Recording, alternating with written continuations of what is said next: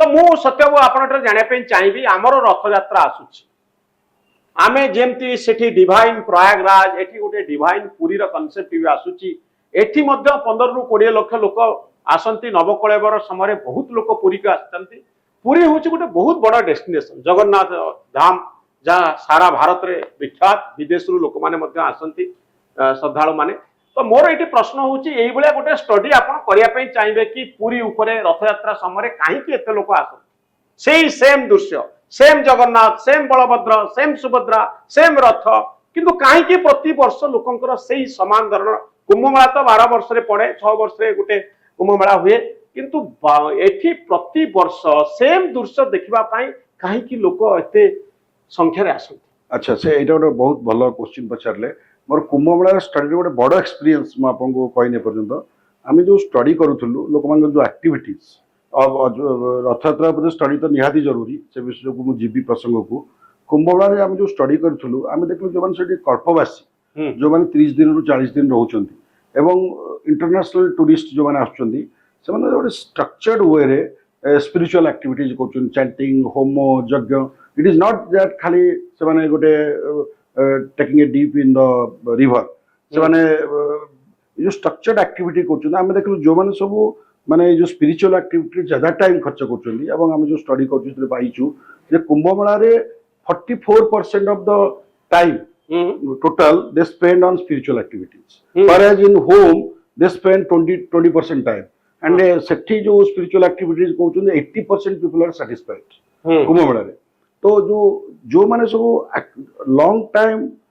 involved in spiritual activities Kumbh Mela ताका happiness ता sustain करछि ज्यादा समय कारण they realize because of these spiritual activities they become happy and those who are going खाली गोटे स्नान करके पड़े आसिले से माने एक्चुअली रियलाइजेशन करि पारलेनी जे what is the impact of spiritual सी टाइप रो जो लर्निंग टा वो बता रथयात्रा हमर जो गोटे दिन होची 27 तारिख रथयात्रा अछि आमे ताको बहुत प्रचार प्रसार करूछु गोटे दिन पे किंतु रथयात्रा सेमती मल्टीपल डेज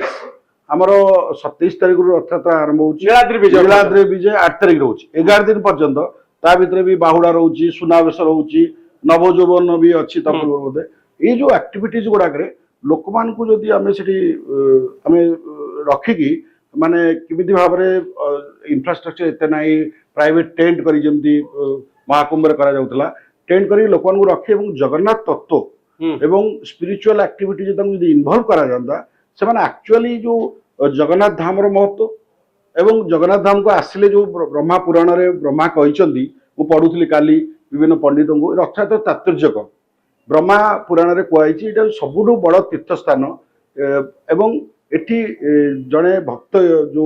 भक्त आसे कि वर्षे रही ब्रह्म तत्व विषय जानिले से आउ थे जो मोक्ष प्राप्ति हेबे से खाली गोटे दिन टा इंपोर्टेंट नुह खाली रथयात्रा दिन टा इंपोर्टेंट नुह से जीवन धारा परिवर्तन पे जमी महाकुंभ मेसेज पाइलु लोक जीवन धारा परिवर्तन पे से एक्टिविटीज से पर्टिकुलर जगह पुरुषोत्तम धाम रे ब्रह्मा पुराण रे कहई बर्तमान तो बहुत जगह रथयात्रा होची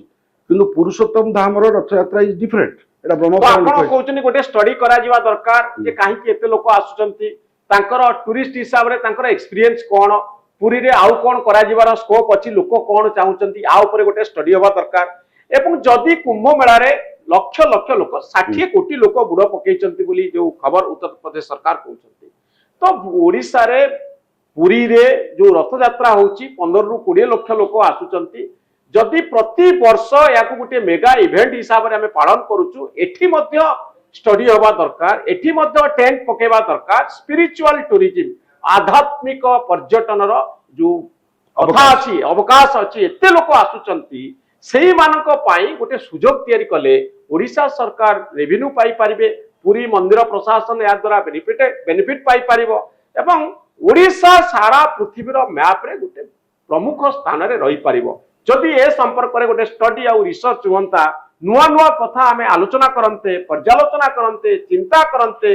एठी होउची गोटे आध्यात्मिक पर्यटन क्षेत्र कुंभ मेला भलिया आमे कहि परिबा कुंभ मेला को ए वर्ष 60 कोटी लोक गले किंतु ओडिशा रे प्रति वर्ष एते लोक आसुचंती ए वर्ष प्रधानमंत्री मध्ये आसी पारंती रथयात्रा समय रे तो काहे कि आमे पूरी को सही लेवल को नहीं परिबा नाही जेमती सेठी आमे कहूचे प्रयागराज को नहीं एते कथा आलोचना हला पुरी की नहीं मध्य से संपर्क आलोचना करा जाऊ। प्रोफेसर सत्यभूषण दास ओडिशार से आईएम लखनऊ नोएडा कैंपस रे काम करंती प्रोफेसर भाव में पिला पाठ पढ़ाती रिसर्च करंती ट्रेनिंग दियंती तो प्रोफेसर ओडिशा पाई मध्य ए काम करिया पे आपण प्रस्तुत निश्चित भाव में तो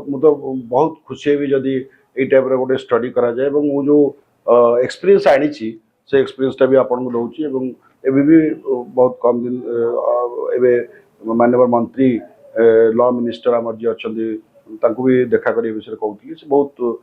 परिश्रम करूचंदी रथ यात्रा को ये करिया पे तांको संगे ये विषय भी आलोचना हम करिछि महाकुंभर जो एक्सपीरियंस महाकुंभर एक्सपीरियंस बेसिकली मोर मेसेज होची जे लोकंकर सबुर बड़ जिंस होची जे भक्त मानकर जीवन धारा रे आमे जदी किछि परिवर्तन आनि परिबा ई टाइप रे इवेंट करिकि एवं सेथिरे किछि एक्टिविटीज करिकि सेटा गोटे अवसर माने रथ यात्रा गोटे अवसर ताको नेई भक्त मान को केमती आमे जगन्नाथ तत्व रे विलीन करि परिबा एवं सेमानकर जीवन धारा रे परिवर्तन आनि परिबा। बहुत धन्यवाद प्रोफेसर सत्यभूषण दास आईएम लखनऊ प्रोफेसर जी आपण को बुझौतिले कुंभ मेला को अधिक लोक काहींकी जानती आउ पुरी को काहींकी अधिक प्रति वर्ष एते लोक आसंती ए संपर्क रे स्टडी हवा रिसर्च करिबा काहींकी जरूरी। बहुत धन्यवाद।